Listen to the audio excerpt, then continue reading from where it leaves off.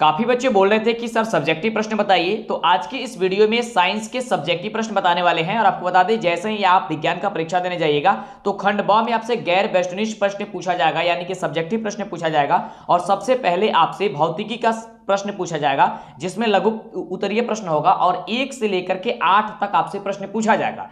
1 से लेकर के 8 तक प्रश्न में आपको 4 प्रश्नों को बनाना होगा, जिसमें आपको 2-2 नंबर मिलेंगे। इस तरीके से आपको पूरे 8 नंबर मिल जाएंगे आपके विज्ञान विषय में, केवल लघु उत्तरीय प्रश्न से, वह भी केवल भौतिकी में। तो आज के वीडियो में हम लोग वही देखने वाला है जो आपके एग्जाम में पूछा जाने वाला क्वेश्चन है। तो फटाफट से जल्दी से इस वीडियो को लाइक कर दीजिए, चैनल को सब्सक्राइब कर दीजिए, जिससे कि आपको आगे से वीडियो मिला करे। नहीं तो आपको आगे से वीडियो नहीं मिल पाएगी, यह यूट्यूब का नियम है। तो फटाफट से लाइक सब्सक्राइब कर दिए होंगे। आइए देखते हैं कि क्वेश्चन क्या कह रहा है। जितने भी क्वेश्चन आपको बताएंगे काफी ज्यादा लाजवाब होगा। और इसी तरह का वीडियो पाना चाहते हैं तो नीचे कमेंट करके भी हमें बताइए। आइए देखते हैं क्वेश्चन क्या कह रहा है। क्वेश्चन क्या पूछा जा सकता है कि गोलीय दर्पण द्वारा परावर्तन के लिए नई कार्तीय चिन्ह परिपाटी दर्शाइए। अब देखिए यहाँ पे जो है वह कुछ आपसे पूछा जा रहा है कि जो गोलीय दर्पण है वो उनके लिए जो परिवर्तन के लिए जो नई कार्तिक जो चिन्ह परिपाटी जो नियम है, वो नियम आखिर में क्या होती है। तो आइए हम उस नियम को समझते हैं कि आखिर वो नियम क्या होती है। अगर ये क्वेश्चन आपके एग्जाम में आएगा तो अब क्या लिखेगा कि गोलीय दर्पण द्वारा परिवर्तन के लिए जो नई कार्तीय चिन्ह परिपाटी जो है वह क्या है। तो ध्यान दीजिएगा कि गोलीय दर्पण द्वारा परिवर्तन की नई जो कार्तीय चिन्ह परिपाटी है वह इस प्रकार से है। पहला जो है वह है बिंब सदैव दर्पण के बाईं ओर रहता है ना, यानी रखा जाता है। दूसरा होगा कि मुख्य अक्ष के समानांतर सभी दूरियां दर्पण के ध्रुव से मापी जाती है। और तीसरा होता है कि मुख्य बिंदु के दाईं ओर की दूरियां धनात्मक, जबकि मूल बिंदु के बाईं ओर जो होती है वह ऋणात्मक मानी जाती है। इस बात को आपको याद करके रखना है, ठीक है। और उसके बाद से जो चौथा होता है वो होता है कि मुख्य अक्ष के लंबवत तथा ऊपर की ओर जो होती है वो मापी जाने वाली जो दूरियां होती है वो क्या होती है, धनात्मक मापी जाती है। ये बात सारी चीजें आपको याद करके रखनी है। और पांचवा जो होती है वो होती है कि मुख्य अक्ष के लंबवत मापी जाने वाली दूरियां ऋणात्मक मानी जाती है। और यही जो सारे जो पॉइंट्स हमने बताए, यानी कि यहाँ पे आपको जो 5 महत्वपूर्ण बातें जो आपको बताई गई है, जो चिन्ह परिपाटी के जो 5 जो यहाँ पे जो नियम बताया गया है, ये नियम में इस बात को ध्यान रखिएगा, क्योंकि देखिए ये जितना भी नियम है ना, इसी से आपका ऑब्जेक्टिव टाइप क्वेश्चन पूछा जाता है। आपसे क्वेश्चन पूछा जा सकता है कि बिंब सदैव दर्पण के किस ओर रखी जाती है। तो चिन्ह परिपाटी नियम का सर किस ओर रखी जाती है, बाईं ओर रखी जाती है। तो आएगा अगर आपके एग्जाम में ऑब्जेक्टिव टाइप तो फटाफट से बना दीजिएगा। बिल्कुल इसी तरीके से जो है क्वेश्चन आपसे पूछा जा सकता है कि मुख्य अक्ष के समानांतर सभी दूरियां जो है दर्पण के कहां से मापी जाती है। तो कहेगी कि सर दर्पण के ध्रुव से मापी जाती है। बिल्कुल यहाँ भी आपका बिल्कुल करेक्ट उत्तर हो जाएगा अगर ऑब्जेक्टिव में भी आता है तो देखिए अगर सब्जेक्टिव आप पढ़ेंगे तो आपको ऑब्जेक्टिव भी याद होते चला जाएगा। तो ये देखिए काफी अच्छी चीजें है ना। और सब्जेक्टिव क्या क्या रहेगा आपके एग्जाम में, कौन कौन से पूछ सकता है, बहुत सारे आपको सब्जेक्टिव कराने वाले हैं। और एक ही सब्जेक्ट का नहीं, पूरे सभी सब्जेक्ट हम कराने वाले हैं, जो कि काफी महत्वपूर्ण है। आइए हम लोग आगे देखते हैं। यहाँ पे आपको हमने बताया कि मूल बिंदु के दाईं ओर की दूरियां कैसी होती है, धनात्मक होती है, जबकि मूल बिंदु के बाईं ओर की दूरियां कैसी होती है, ऋणात्मक होती है। तो अगर ये क्वेश्चन आपके एग्जाम में आ जाता है तो क्या बताइएगा, यही चीजें आप बताइएगा। उसके बाद देखिए कि अगर आपसे ये कहता है कि मुख्य अक्ष के लंबवत तथा ऊपर की ओर मापी गई दूरियां जो होती है वह कैसी होती है, तो कहेंगे सर वो धनात्मक होती है। उसके बाद से आपसे कह सकता है कि मुख्य अक्ष के लंबवत मापी जाने वाली दूरी कैसी होती है, तो कह दीजिएगा ऋणात्मक होती है। यानी कि अगर आपसे एग्जाम में ये क्वेश्चन आ जाता है ऑब्जेक्टिव टाइप में तो आप तो आसानी से यहां से बता दीजिएगा, और नहीं तो अगर सब्जेक्टिव में आता है तो आसानी से बता दीजिएगा। बिल्कुल, तो ये काफी इजी है। यहाँ आपने इस क्वेश्चन को अच्छे तरीके से समझा। देखिए आप बढ़िया से शांत जगह बैठ करके समझिएगा तो दिक्कत नहीं होगा। अगर एक बार में समझ में नहीं आता है, वीडियो को 1-2 बार देख लीजिएगा, आपको पूर्ण पे याद हो जाएगा। ठीक है, बढ़ते हैं अगले क्वेश्चन की ओर और देखते हैं कि हम सभी का अगला जो क्वेश्चन है वो क्वेश्चन हम सभी का क्या कह रहा है। तो ये रहा हम सभी का अगला क्वेश्चन। और अगला क्वेश्चन जो है काफी महत्वपूर्ण क्वेश्चन है, क्योंकि यह क्वेश्चन अक्सर देखा जाता है कि एग्जाम में पूछा जाता है ना। और बच्चे अक्सर इसमें गलती कर देते हैं, क्योंकि देखिए क्वेश्चन क्या कहा जा रहा है, क्वेश्चन ये कहा जा रहा है कि अवतल दर्पण की 2 उपयोगों को लिखें। अब यहाँ पे देखिए अवतल दर्पण के उपयोग बताना है, लेकिन 2 उपयोग बताना है। अब 2 में क्या करते हैं बच्चे, केवल 2 ही उपयोग का नाम रख देते हैं। अब लेकिन हम आपको क्या बता रहे हैं, जैसे लिखिएगा ना जिस प्रकार से हम आपको बता रहे हैं, तो एक भी मार्क्स सबका नहीं कटेगा। जैसे यहाँ पे हम आपको बता रहे हैं कि अवतल दर्पण के दो उपयोग निम्नलिखित है। पहले उपयोग में क्या कीजिएगा, आपको लिखना होगा कि अधिक फोकस दूरी तथा बड़े आकार का अवतल दर्पण हजामती बनाने के लिए, यानी कि हजामत बनाने के लिए किया जाता है, यानी कि बाल वगैरह कटिंग के लिए किया जाता है। और दूसरा जो इसका होता है वह छोटे अवतल दर्पण द्वारा जिसकी फोकस जो होती है, माफ कीजिएगा, छोटे अवतल दर्पण द्वारा प्रकाश की किरणों को परिवर्तित करके डॉक्टर जो है इसका उपयोग किसमें किसमें करता है, तो इसका उपयोग जो होता है वो आंख में, नाक में, दांत में, गले में इत्यादि का निरीक्षण करने के लिए इसका उपयोग किया जाता है। तो आप जो है इस प्रकार से अगर लिखते हैं, देखिए अगर यहाँ पे केवल आप ये लिख देते हैं कि अवतल दर्पण का उपयोग हजामती में और नाक या कान का निरीक्षण करने में किया जाता है, ये भी सही है, बिल्कुल बिल्कुल यार सही है। लेकिन एक बात याद रखिए, जब आपसे ये 2 नंबर का पूछा जा रहा है, बोर्ड का एग्जाम दे रहे हैं, तो ये थोड़ी ना कि आप थोड़ा सा लिख दिए बस हो गया, नहीं, उसको सजा के लिखिए ताकि देखने में जो है अच्छा लगे कि हाँ कोई बंदे ने लिखा है, कोई बच्चे ने लिखा है, क्या लिखा है, तो इस तरीके से आप सजा के लिखिए, ठीक है। चलिए अब बात करते हैं अगले प्रश्न की कि अगला प्रश्न क्या है। और ये देखिए प्रश्न जो है हमेशा के लिए इंपोर्टेंट रहता है। सो प्रश्न क्या कह रहा है, प्रश्न समझिए, 3rd नंबर प्रश्न क्या कह रहा है कि प्रकाश के परावर्तन के नियमों को लिखें तथा या और इससे किरण आरेख से दर्शाइए। अब जब क्वेश्चन को ये पूछ दिया जाता है कि प्रकाश के परावर्तन के नियम को लिखें, ठीक है, तो बच्चे क्या करते हैं, नियम को लिख देते हैं। लेकिन जब क्वेश्चन ये पूछ दिया जाता है उसी में कि इसे किरण आरेख से दर्शाइए, क्योंकि कम ही जगह किरण आरेख से आपको बताया जाता है कि हाँ इस तरीके से ये होता है। देखिए बताया तो ये सारी चीजें जाता है यहाँ पे, लेकिन जो है स्कूल या कोचिंग में अक्सर जगह देखा जाता है जहां पे पढ़ाया जाता है वहां तो बहुत अच्छी बात है, लेकिन अक्सर ये देखा जाता है कि कुछ जगह ये नहीं कहा जाता है कि यह क्वेश्चन जो एक ही में आता है। तो आपको बता दें कि यह क्वेश्चन अक्सर अब देखा जा रहा है कि अब यह क्वेश्चन जो है वह एक ही में आ रहा है, यानी कि 2 क्वेश्चन करके अब एक क्वेश्चन को आ रहा है। बस यहाँ पे देख सकते हैं आप क्वेश्चन क्या पूछा गया कि प्रकाश के परावर्तन के नियम को लिखे, ये तो क्वेश्चन ये हो गया, लेकिन इसी में अब एक जोड़ दिया गया कि इसे किरण आरेख से भी दर्शा दीजिए। तो आइए हम लोग देखते हैं कि इसे इसका आंसर जो है हम लोग कैसे लिखेंगे या फिर इसका आंसर जो होगा वह क्या होगा। तो ध्यान दीजिएगा कि प्रकाश किरण का किसी सतह से टकराने के उपरांत आपतित माध्यम, ठीक है, ध्यान से समझिएगा कि किसी प्रकार जो भी हमारी प्रकाश की जो किरण होती है वह किसी सतह से जब किसी सतह पे पड़ती है, यानी कि जब किसी वह चिकनी सतह पे पड़ती है तो पड़ने के बाद से जब वो टकराती है तो आपतित माध्यम, ठीक है, आपतित माध्यम यानी कि निर्वात में ही लौट जाना प्रकाश का परिवर्तन कहलाता है। यानी कि प्रकाश की किरण किसी चिकने सतह से टकराती है या किसी सतह से टकराती है, तो टकराने के बाद, टकराने के उपरांत वह आपतित हो जाती है, वह लौट जाती है, तो लौटने की ही इस घटना को हम लोग कहते हैं प्रकाश का परावर्तन। यहां तक आपने समझा? बिल्कुल। तो यही होती है हम लोग का क्या चीज, प्रकाश के परावर्तन के नियम, ठीक है। अब देखिए जब प्रकाश के परिवर्तन ये होता है और प्रकाश के परिवर्तन के यहाँ पे जो नियम होती है वो 2 नियम होती है, कौन कौन होती है ये भी आपको बताएंगे। ये प्रकाश का परिवर्तन हो गया, यहाँ तक समझे। अब इसे अगर हम लोग चित्र के माध्यम से अगर समझें तो चित्र आप देख पा रहे हैं कि चित्र इस प्रकार से बना गया है। अब चित्र कुछ बच्चों को समझ में नहीं आ रहा होगा तो हम समझा देते हैं, आपको दिक्कत नहीं होगा, ध्यान दीजिए। लेकिन अभी तक इस वीडियो को लाइक नहीं किया, प्लीज फटाफट से लाइक कर दीजिए। चैनल पे पहली बार आए सब्सक्राइब जरूर कीजिएगा, जिससे कि आपको आगे से वीडियो मिले। प्लीज फटाफट से कर लीजिए, सोचिए मत, क्योंकि सोचिएगा तो फिर तो दिक्कत हो जाएगी आपको। और कोई ऐसा एक चैनल आप ये कीजिए और उसी से अपना तैयारी बेहतरीन कीजिए जो आपको पूर्ण पेन तैयारी करा सके, ठीक है। भटकते रहिएगा, आप हमेशा भटकते रह जाइएगा, ठीक है, तो ऐसा ना कीजिएगा।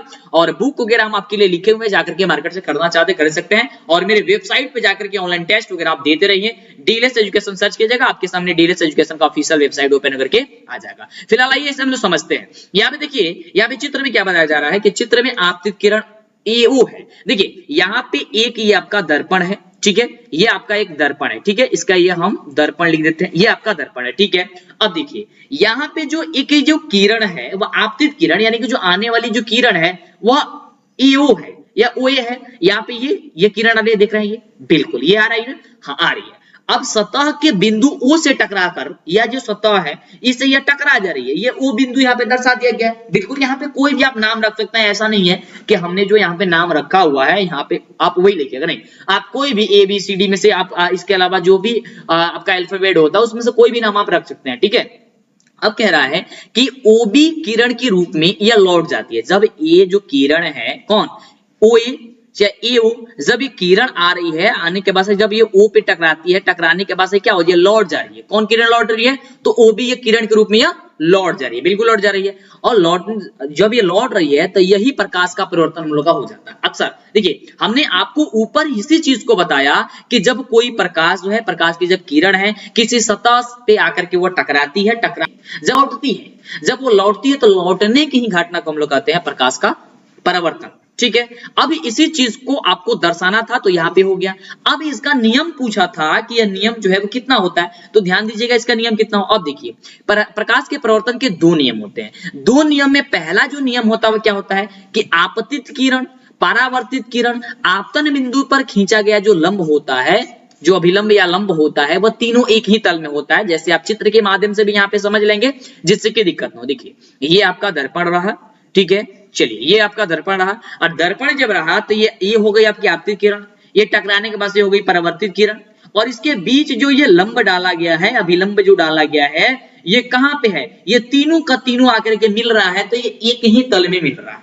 ठीक है, तो ये हो गई हम सभी का प्रकाश के परिवर्तन का पहला नियम। ओके, अब चलिए अब बात करते हैं हम लोग दूसरे नियम की। इसका दूसरा नियम क्या होता है, अब देखिए कि दूसरा नियम ये होता है कि आपतन कोण कोण आई होता है, ठीक है, एवं परावर्तन कोण जो होता है वह कोण आर होता है। ठीक है, एक दूसरे के बराबर होते हैं। क्या होते हैं, यह एक दूसरे के बराबर होते हैं, यानी कि जितना मान आपका कोण आई का होगा उतना ही वैल्यू जो होगा हम लोग किसका हो जाएगा, कोण आर का मान हो जाएगा। बिल्कुल जैसे कि चित्र में आपको हमने दिखाया कि एओ जो है किरण एओ है और किरण ओ बी है, अभिलंब ओ एन यहाँ पे एक तल में है, तथा इसका जो वैल्यू है कोण आई बराबर कोण आर है। आप देख सकते हैं यहाँ पे चित्र में भी हम आपको बता दें, देखिए ये आपकी जो आपतित किरण है, पहला नियम करा था आपतित किरण, ठीक है, और उसके बाद से ये परावर्तित किरण, और आपतन बिंदु पर जो डाला गया लंब था वो तीनों कैसा था, तो एक ही तल में था, ये चीज तो समझे। उसके बाद से देखिए ये जो कोण आई यहाँ पे बन रहा है, जब यहाँ पे लंब हम डाल रहे हैं तो यहाँ पे कोण बन रहा है कि नहीं बन रहा है, बिल्कुल बन रहा है। तो ये आपका जो कोण हो गया, ये कोण क्या हो गया,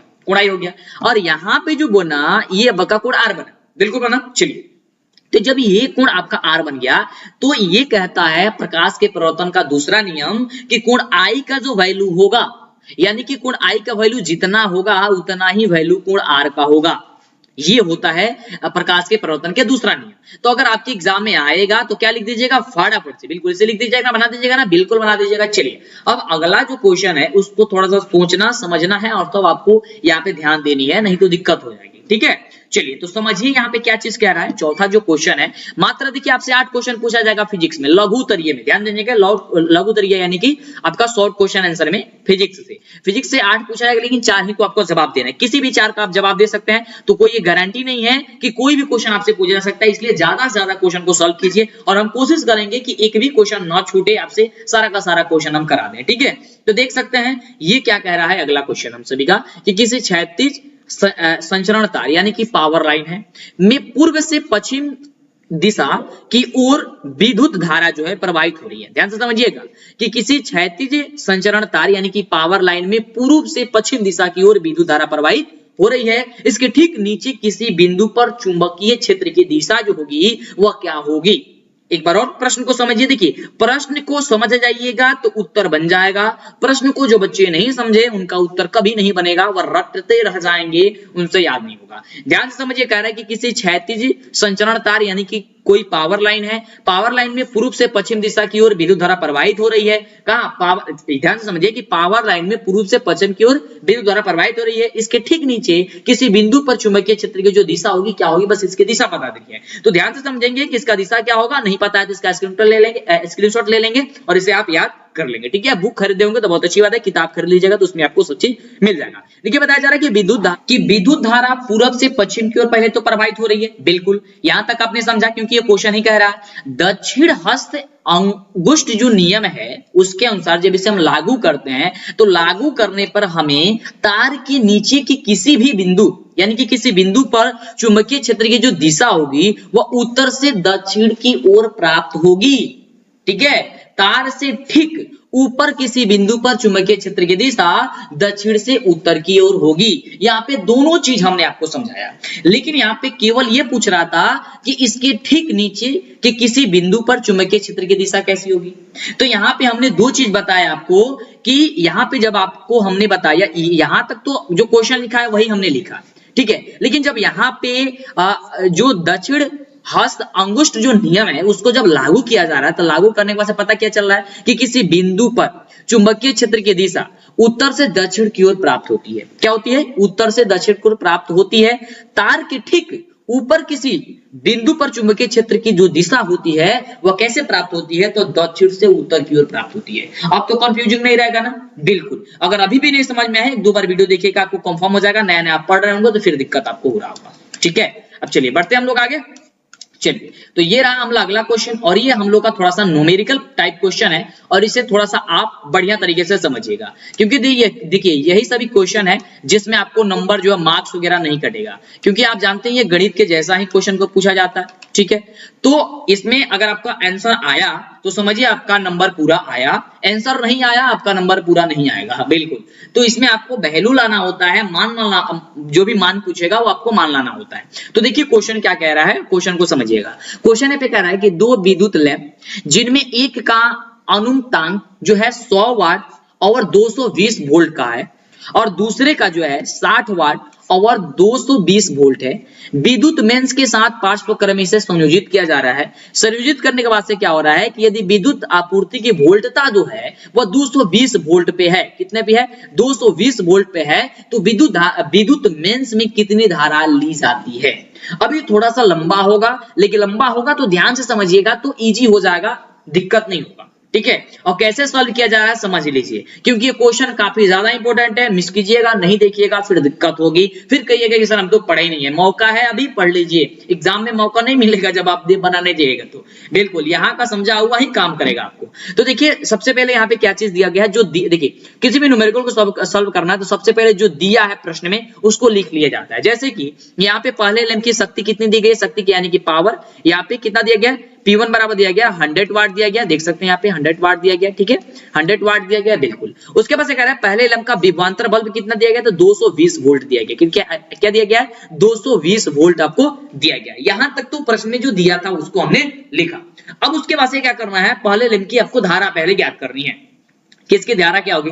अब यहाँ पे आप देख पा रहे हैं कि P1 यहाँ पे और I1 आपको लिखा हुआ ऐसा प्रतीत हो रहा है, आपको दिखाई दे रहा है। ऐसा हमने इसलिए लिखा है क्योंकि इसमें दो विद्युत बल्ब लैंप है, तो दो विद्युत लैंप में एक को हम मान लेते हैं कि एक का जो पावर है, जो शक्ति है वो P1 है, और एक का जो धारा I है वो हम मान लेते हैं कि I1 है। ठीक है, अब इस प्रकार से इसे हम लोग सॉल्व करते हैं। जब सॉल्व करते हैं तो हम लोग का फॉर्मूला क्या होती है धारा ज्ञात करने की, कि पावर यानी कि शक्ति बट्टे की वोल्ट। ठीक है, तो शक्ति कितनी थी 100, और इसके हम लोग भाग देते कितने 220 से, और इसकी जो मान होती है किस में आती है, एम्पियर में आती है। तो ये आपका यानी कि आपका जो विद्युत धारा हो गई वो आपकी विद्युत धारा कितनी आ गई, तो 100 बट्टे की 220 एम्पियर।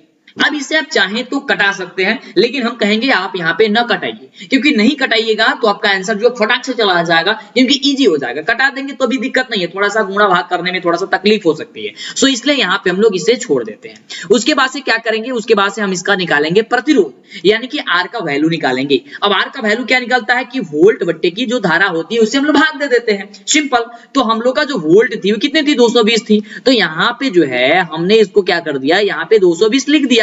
ठीक है, अब 220 जब हमने लिख दिया तो धारा हम लोग क्या निकाले थे, यहाँ पे देखिए धारा हम लोग निकाले थे 100 बट्टे की 220। अब इसमें हम भाग दे देंगे 100 बट्टे 220 से, तो जब 100 बट्टे 220 से हम भाग दे देंगे तो आप लोग जो भाग जो है भाग तो अब दिए होंगे, ये तो काफी इजी है यार, क्योंकि देखिए 220 है।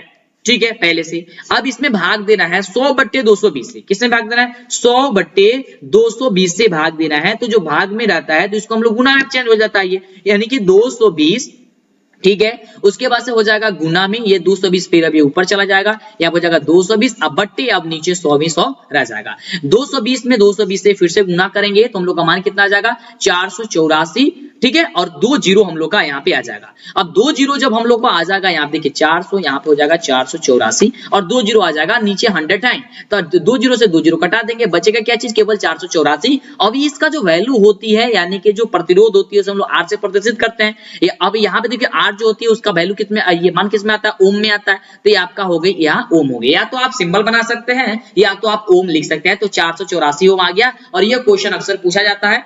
है ना। तो बस इतना भी क्वेश्चन आपके एग्जाम में कई बार पूछा गया है, बस इतना ही 484 ओम वाला बहुत बार पूछा गया है। और ये जो क्वेश्चन है ऑब्जेक्टिव टाइप में भी प्रश्न को पूछा जाता है, ध्यान रहेगा कि ये क्वेश्चन आएगा इसका 484 ओम होगा। कैसे होगा हमने आपको बताया, ये आप जब पढ़िएगा, जब आप एग्जाम में जाइएगा तो ये आपसे ऑब्जेक्टिव टाइप में भी प्रश्न पूछा जा सकता है। लेकिन यहाँ जब सब्जेक्टिव टाइप पूछा गया है तो इसमें एक और लैंप इसमें दिया गया था, एक जब और लैंप इसमें जो दिया गया है तो उस लैंप को भी हम लोग सॉल्व करेंगे। सिर्फ इसी प्रकार से हम लोग क्या करेंगे, इसे हम लोग सॉल्व करेंगे, ठीक है। आइए यहाँ पे अब हम लोग क्या करते हैं, इसको अब दूसरे वाले को हम लोग यहाँ पे उसी प्रकार से लिखते हैं। अब दूसरे वाले में क्या दिया गया था, दूसरे लैंप की जो शक्ति P2 की वैल्यू जो दी गई थी, P2 यहाँ पे माना तो उसकी 60 वाट दी गई थी। दूसरे लैंप की विभवांतर V कितनी दी गई थी, 220 वोल्ट दी गई थी। अब तो बना लीजिएगा ना, बिल्कुल इजी तरीके से बना लीजिएगा। तो सबसे पहले उसमें हमने क्या निकाला, बिल्कुल धारा निकाला। धारा निकालने के लिए क्या किया हमने, जो आपको शक्ति दी गई थी, शक्ति में हमने वोल्ट से भाग दे दिया। तो शक्ति यहाँ पे 60 दी गई, 60 में 220 से हमने भाग दे दिया, तो यहाँ हम लोग आ गया धारा 60/220 एम्पियर आ गई, ठीक है, यहाँ पे आ गई।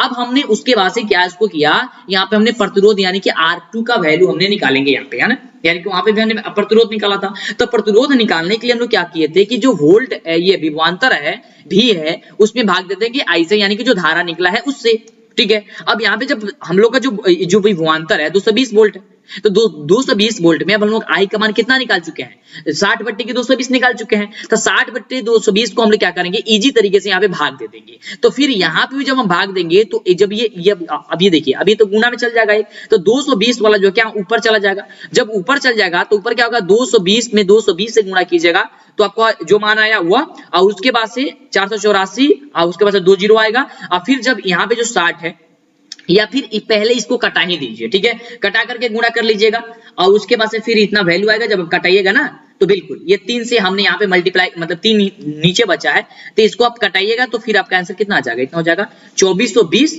ठीक है, बटे 3 ओम आ जाएगा, ठीक है। ये काफी इजी है, बस यहाँ पे इसको बस सॉल्व कर लीजिए, जिस भी तरीका से आप सॉल्व करना चाहें। या तो पहले 220 में 220 से गुणा कर दीजिए और 60 से भाग दीजिए, तो नहीं जाएगा, नीचे 3 आपका बच जाएगा, तो 3 हो जाएगा और जितना भी मर्त में जाएगा यानी कि 2420 यहाँ आपका होगा, जो भी यहाँ पे वैल्यू आया होगा आप इसे मल्टीप्लाई कर लीजिएगा, ठीक है। यहाँ पे 240 में 240 में माफ कीजिएगा 220 में 220 में, ठीक है, तो आपका इतना वैल्यू आपका आ जाएगा। तो ये इजी हो गया। अब इसमें क्वेश्चन और पूछा जा रहा था, क्वेश्चन क्या पूछा जा रहा था कि पार्श्व परिणाम प्रतिरोध R निम्नलिखित में से इसमें क्या होगा। तो अब यहाँ पे पार्श्व क्रम में हम इसको क्या करेंगे, इसको हम लोग सजाएंगे। अब तो इस तरीके से हम इसको निकालेंगे। अब देखिए क्या होगा, अब पार्श्व क्रम में जब हम लोग करेंगे तो पार्श्व क्रम में फॉर्मूला क्या होता है जी, तो R1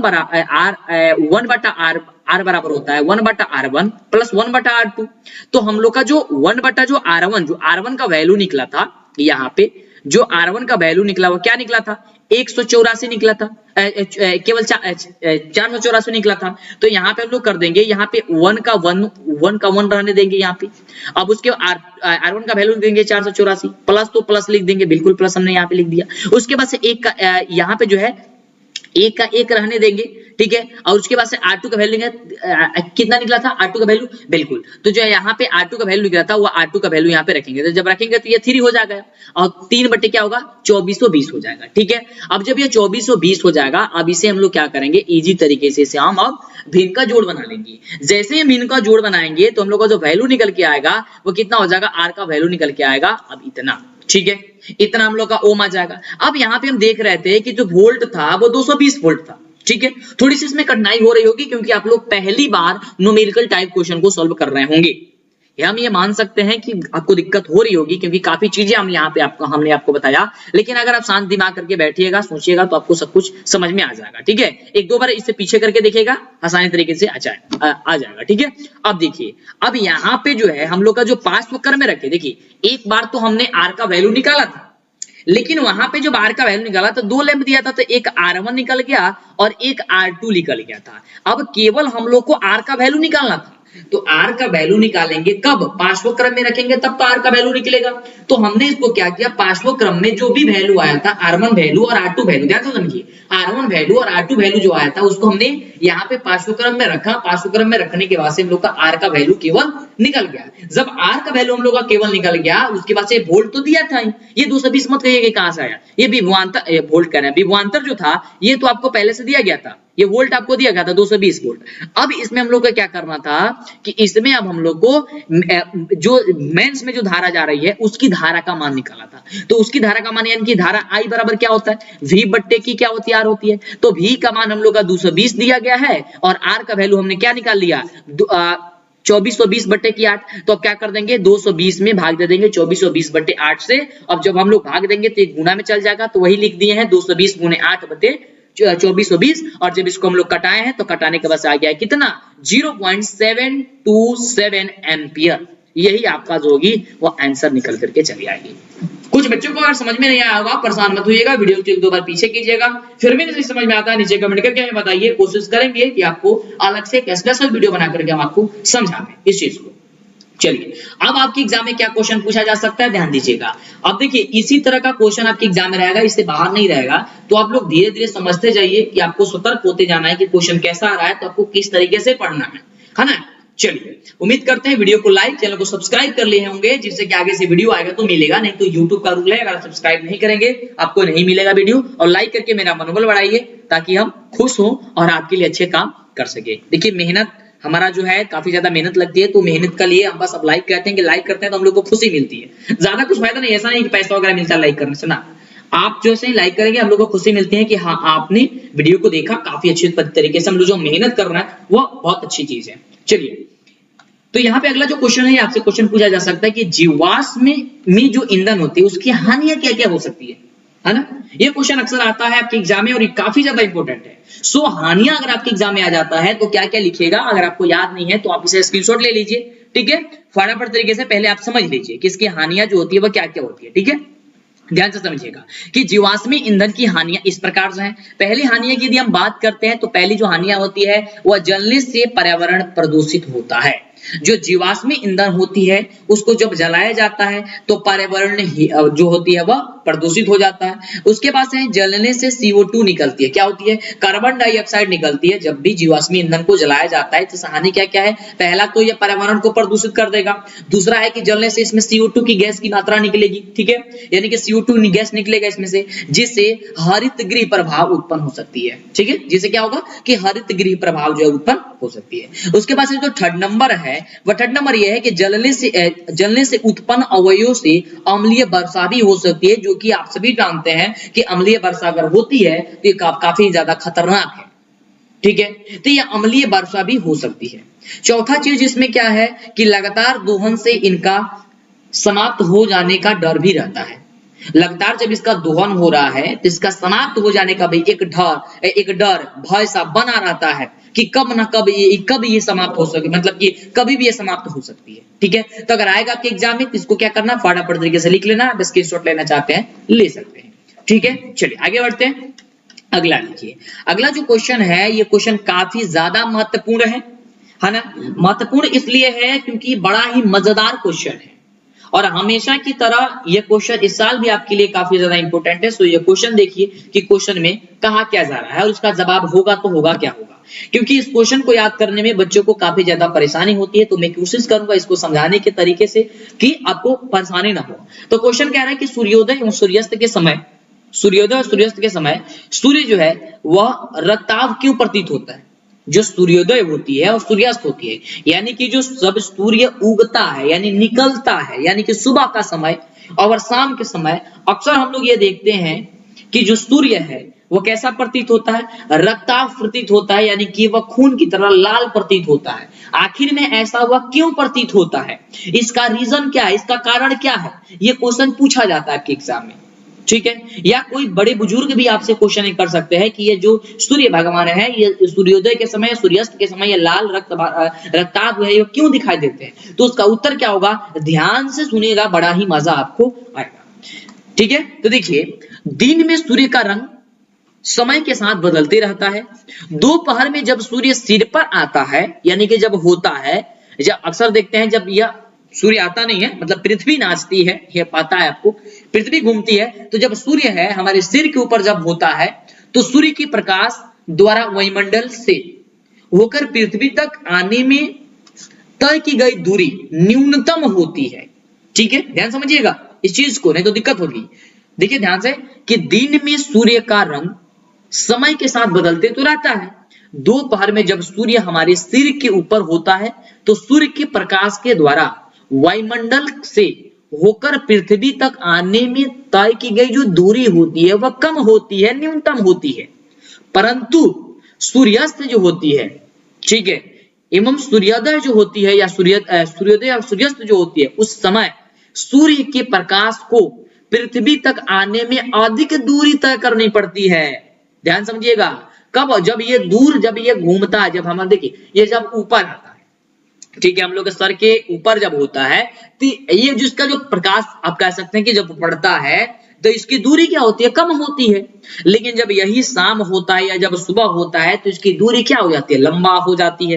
तो जब लंबा हो जाती है तो क्या होता है कि प्रकाश को पृथ्वी का आने के क्रम में वायुमंडल में मौजूद जो अति सूक्ष्म कण जो होते हैं उसे गुजरना पड़ता है इसको, ठीक है, किसको? उसके प्रकाश को गुजरना पड़ता है, जो मुख्य रूप से नीले रंग को परिकीर्णित कर देते हैं। जो क्या कर देते हैं? नीले जो रंग होते हैं उसको परिकीर्णित कर देते हैं। अतः जो बचा हुआ प्रकाश हमारी आंखों तक पहुंचता है, उसके बाद से जो प्रकाश है जो पहुंचता है प्रकाश उसके बाद से, उसमें मुख्य रूप से लाल रंग ही होता है। यही कारण है कि सूर्योदय व सूर्यास्त के समय जो है वह रक्ताभ प्रतीत होता है। समझ में आया आपको? बिल्कुल समझ में आया होगा। आप इसे अगर अच्छे से ढंग से और शांत जगह बैठ करके समझे होंगे, बिल्कुल समझ में आया होगा सूर्योदय और सूर्यास्त के समय सूर्य जो रक्ताभ क्यों प्रतीत होता है। समझिए कि आपका 5 नंबर जो होगा ना, ये आपका कंफर्म हो जाएगा। हालांकि इसमें 2 नंबर में यहाँ पे हमने इसको डाला गया है, या तो ये 2 नंबर या तो 5 नंबर, दोनों में ये पूछ सकता है। ऐसा नहीं है कि केवल ये 2 नंबर में हम आपको केवल लघु में बता रहे हैं तो लघु में ही पूछेगा ना, ऐसा नहीं हो सकता, क्योंकि बड़ा ही मजेदार ये क्वेश्चन है। ये आपको 5 नंबर में भी पूछ सकता है, तो आपको इतना ही लिखना है, ठीक है। अब चलिए, अभी जो 8वां क्वेश्चन था इसमें का आपको बताए थे फिजिक्स में 8 क्वेश्चन आपसे पूछा जाएगा, है ना। तो 8 क्वेश्चन है आपसे, ये रहा 8वां प्रश्न। अब 8वें प्रश्न का जवाब कैसे होगा, कैसे देना है, फिर इसके बाद बारे में हम बातें करेंगे आगे क्वेश्चन के बारे में, तो वह नेक्स्ट वीडियोस होगा। इसके लिए चैनल को सब्सक्राइब लाइक कर लीजिएगा, ठीक है। नीचे कमेंट करके बताइए कि वीडियो समझ में आ रही है, कैसा लगा है वीडियो, मजा आ रहा है कि नहीं आ रहा है, समझ में आ रहा है या नहीं आ रहा है, हमें नीचे कमेंट करके बताएंगे, हमें खुशी होगी इस चीज को, है ना। चलिए, तो क्वेश्चन देखिए क्या कर रहा है। क्वेश्चन आपसे पूछा जा सकता है, फिजिक्स का क्वेश्चन है, फिजिक्स में से कठिन होती है तो कठिन होती है, उसको आसान तो आप लोग ही बनाइएगा और हम लोग ही मिलकर के बनाएंगे इसको। जब बार बार पढ़ेंगे, बार बार समझेंगे तो ये यूजी होते चला जाएगा। क्वेश्चन कह रहा है कि किसी विद्युत परिपथ का व्यवस्था आरेख खींचिए जिसमें 2 वोल्ट की 3 सिलों की बैटरी, ठीक है, एक 5 ओम प्रतिरोधक, एक 8 ओम प्रतिरोधक तथा एक 12 ओम प्रतिरोधक तथा एक प्लग कुंजी सभी श्रेणी क्रम में संयोजित हो। क्वेश्चन बड़ा ही सिंपल है, क्वेश्चन एक बार समझ लीजिए। कहने का मतलब इसका यह है कि आपको एक व्यवस्था आरेख खींचना, माने एक परिपथ तैयार करना है। परिपथ तैयार करते समय ध्यान ये देना है कि 2 वोल्ट की क्या करना है, 3 गो बैटरी लगाना है, एक 5 ओम का प्रतिरोधक लगाना है, एक 8 ओम का प्रतिरोधक लगाना है और एक 12 ओम का प्रतिरोधक लगा देना है और एक प्लग कुंजी लगा देना, बस। और इसको लगाना है किसमें, तो श्रेणी क्रम में लगाना है। तो ध्यान दीजिएगा, यहाँ पे हम लोग क्या करेंगे, ये इस तरीके से हम जो बक्स बनाया गया है इस तरीके से हम लोग एक बक्स बनाएंगे। बनाते समय यहाँ पे क्या करेंगे, यहाँ पे हम एक बैटरी लगाएंगे, ठीक है। तो बैटरी का सिंबल इस प्रकार से होता है, ठीक है। यहाँ पे हम लोग 3 बैटरी लगाते हैं। कितने बैटरी, 3 बैटरी लगाया है, बिल्कुल। एक बैटरी यहाँ पे, एक बैटरी यहाँ 2 और एक यहाँ पे हम लगा दिए 3। यहाँ पे 2-2 वोल्ट के हमने क्या किया, 3 बैटरी यहाँ पे हमने इसको एडजस्ट कर दिया, यहाँ पे हमने इसको लगा डाला, ठीक है। अब कह रहा है कि यहाँ पे एक प्लग कुंजी भी लगाना है, तो यहाँ पे हम प्लग कुंजी लगा सकते हैं। ऐसा नहीं कि केवल यहीं पे लगाना है आपको, यहाँ इधर भी, अब दूसरा जगह भी लगा सकते हैं। तो यहाँ पे हमने इसको प्लग कुंजी लगा दी, यहाँ पे इसे हम लोग के से प्रदर्शित कर दिया, के से सूचित कर दिया, ठीक है। उसके बाद से क्या किया हमने, यहाँ पे कह रहा था कि एक आप 5 ओम का प्रतिरोधक लगाइए और एक 8 का, एक 12 का। तो हमने क्या किया कि सबसे पहले 5 को हमने बीच में रखा, ठीक है। इस प्रकार से प्रतिरोधक जो होता है वह इस प्रकार से, इस प्रकार से, इस प्रकार से होता है, ठीक है, ठीक है। तो यहाँ पे हमने 5 ओम का लगा दिया, ठीक है। और यहाँ पे जो है इसी तरीके से जब हमने किया, तो यहाँ पे जो है एक हम 8 ओम का लगा दी, ठीक है। और यहाँ पे जो है इसी प्रकार से हमने क्या किया, एक 12 ओम का यहाँ पे हमने प्रदर्शित यहाँ पे कर दिया, लगा दिया, यहाँ पे दिखा दिया। लगाने के बाद से इसे हमने पूरी तरीके से इसको हमने क्या कर दिया, बंद कर दिया, क्योंकि हम लोग को आरेख बनाना था। अब यहाँ पे आरेख बनाते समय जो यहाँ पे जो हम लोग का जो तीर का सिंबल है वह ध्यान देंगे, तीर का सिंबल ये इस प्रकार से होगा कि इस प्रकार से धारा क्या हो रही है, इस प्रकार से जा रही है। यहाँ पे बिल्कुल देख रहे हैं तीर समान, हाँ, इस प्रकार से, ठीक है, इस प्रकार से बैटरी से ठीक है, ये निकल रही है, ये धन से, ठीक है, यहाँ पे हमने प्लस और यहाँ पे हमने माइनस का सिंबल यूज कर दिया ताकि ये बैटरी है, आपको पता चले। तो इस तरीके से अगर आता है तो आपको फिगर बना देनी है, पूरे के पूरे आपको यहाँ पे 2 मार्क्स मिल जाएंगे, इसमें कोई भी सोचने वाली जरूरत नहीं है। तो डाउनलोड करने के लिए ऑब्जेक्टिव सब्जेक्टिव प्राप्त करने के लिए आपको गूगल में सर्च करना है, गूगल क्रोम में DLS एजुकेशन, जो चैनल का नाम है वो आपको सर्च करना है। तो आपके सामने फटाफट ओपन होकर के आएगा DLS एजुकेशन ऑफिशियल। तो आपको DLS एजुकेशन ऑफिशियल पे क्लिक करना है, न कि कहीं और। DLS एजुकेशन ऑफिशियल पे जैसे ही क्लिक कीजिएगा तो आपके सामने जो है इस प्रकार से जो 3 डॉट जो देखने को यहाँ पे मिलेगा। वैसे तो यहाँ पे सारी चीजें यहाँ पे मिल जाएगी ऑब्जेक्टिव सब्जेक्टिव, लेकिन आपको एक आसान तरीके बता देते हैं। यहाँ पे आपको क्या करना है कि 3 डॉट पे क्लिक करना है। 3 डॉट पे क्लिक कीजिएगा तो यहाँ पे देख सकते हैं आ चुका है कि डाउनलोड 10th मॉडल पेपर 2022 के लिए, ठीक है, ऑनलाइन टेस्ट, ऑब्जेक्टिव सब्जेक्टिव सब कुछ यहाँ पे मिल जाएगा, देख सकते हैं। तो जो भी चीज चाहिए, जैसे कि मॉडल पेपर पे क्लिक करते हैं तो मॉडल पेपर ओपन हो जाएगा। यहाँ पे अगर ऐड वगैरह आता है तो आपको बंद कर देना है। उसके बाद से देखिए नीचे जाना है तो आपको सबसे सब्जेक्ट पूछेगा कौन सा सब्जेक्ट का आप पढ़ना चाहते हैं। जैसे सबसे पहले साइंस है, साइंस पे क्लिक करके दिखा देते हैं। इस पे क्लिक कीजिएगा तो देखिए ये आ चुका है मॉडल पेपर, और इस प्रकार से देख सकते हैं यहाँ पे सारा का सारा क्वेश्चन यहाँ पे देखिए आ चुका है, और इसका उत्तर जो है भी आपको नीचे मिल जाएगा, ठीक है। और सबसे इसमें का जबरदस्त जो है वो आपका ऑनलाइन टेस्ट है। ऑनलाइन टेस्ट देंगे तो काफी जबरदस्त है ना। तो ऑनलाइन टेस्ट पे क्लिक कीजिए और बहुत ही जबरदस्त है ऑनलाइन टेस्ट दीजिएगा, बड़ी मजा आएगा। जैसे यहाँ पे क्लिक करते हैं और देख सकते हैं यहाँ क्वेश्चन आ चुका है, जो भी आपका सही जवाब होगा उस पर आपको क्लिक करना है। जैसे देख सकते हैं यहाँ पे सही है तो देखिए सही पे आ चुका है, गलत होता तो आपको बता देता है, फिर आगे जाना है ना। और इसमें एक आवाज भी उत्पन्न होगी, आपको बताएगा भी कि आपका सही उत्तर है या फिर गलत उत्तर है। जैसे ही क्लिक कीजिएगा ना तो आपका सही है या फिर गलत है, आपको यह आवाज आएगा अमिताभ बच्चन का। तो फटाफट से कीजिए। तो आप इसका स्क्रीनशॉट भी ले सकते हैं, है ना, वीडियो को पीछे करके देख भी सकते हैं। तो ये 8 क्वेश्चन आपका काफी अति महत्वपूर्ण क्वेश्चन सब्जेक्टिव। आप हमें नीचे कमेंट के बताइए कि कैसा रहा, आगे की नेक्स्ट वीडियो चाहिए या फिर नहीं चाहिए। और सब्जेक्ट का जैसे कि केमिस्ट्री भी है, बायोलॉजी भी है, हिंदी भी है, आपका सोशल साइंस भी है, मैथमेटिक्स भी है, सबका आपको लेकर के आएंगे, संस्कृत भी है, बहुत सारे चैप्टर्स है, क्वेश्चन है। तो आप जुड़े रहिए, फिर मिलते इसी तरह कमाल वीडियो के साथ नेक्स्ट वीडियो।